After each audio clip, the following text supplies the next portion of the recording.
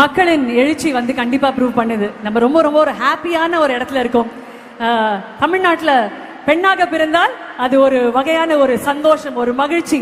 தமிழ்நாட்டுல தாங்க பொண்ணா பிறக்கணும் அப்படின்னு நிறைய பேர் பேக் ஸ்டேஜ்ல பேசினதை நான் கேட்டேன்.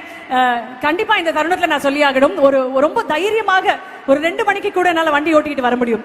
என்னுடைய கணவர் வந்து கடற்படை வீரர் அப்படின்றதுக்காக கிடையாது, தமிழ்நாட்டின் மகளாக இருக்கேன் அப்படின்றதுனால தான் என்னால் அவ்வளவு தைரியமாக வண்டி ஓட்டிட்டு வர முடியுது. அதுக்கு மிகப்பெரிய காரணமாக இருக்கிற உங்களுக்கு எங்கள் மனமார்ந்த நன்றிகள் ஐயா. நன்றி நன்றி நன்றி. இந்த அழகிய தருணத்துல நம்ம பொதுவா படங்கள்ல பார்க்கும்போது ஹீரோஸ் அவங்க வந்து ஹீரோவாக இருக்கிறதுல இருந்து வீரன் மாவீரனாக மாறுவதற்கு ஒரு மிகப்பெரிய காரணம் அப்படின்றது அந்த ஆக்ஷன், அந்த தைரியம்.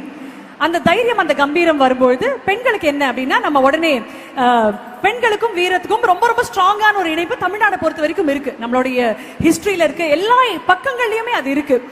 பொதுவா வீட்டுல வந்து கராத்தே கத்துக்கோ, சிலம்பம் கத்துக்கோ அப்படின்னு சொல்லுவாங்க. அதை தாண்டி நம்மளுடைய பாதுகாப்பு, நாட்டின் பாதுகாப்புக்காக இருக்கக்கூடிய அந்த கமாண்டோஸ் இப்பொழுது இந்த மேடையில வந்து எப்படி ஒரு செக்யூரான ஸ்டேட்டை நமக்காக உருவாக்கி கொடுக்கணும் அப்படின்னு இந்த மேடையிலேயே அதை நமக்காக பண்ணி காட்ட போறாங்க.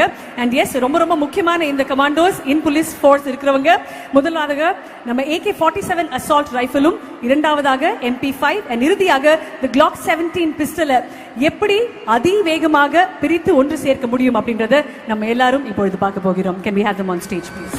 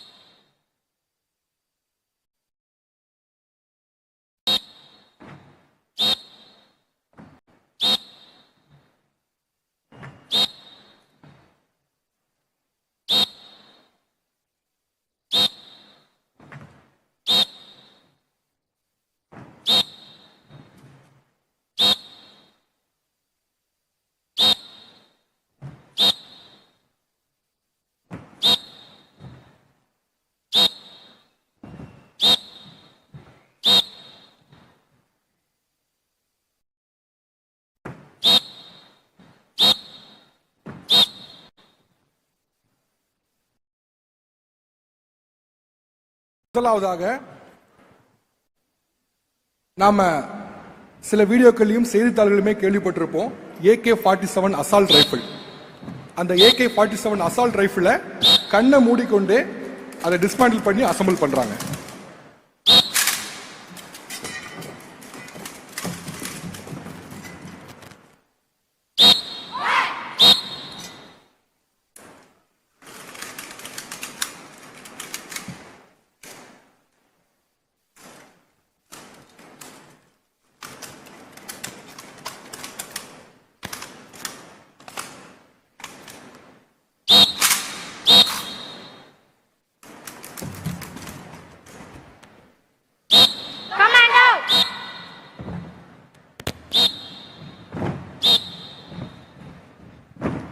இரண்டாவதாக the MP5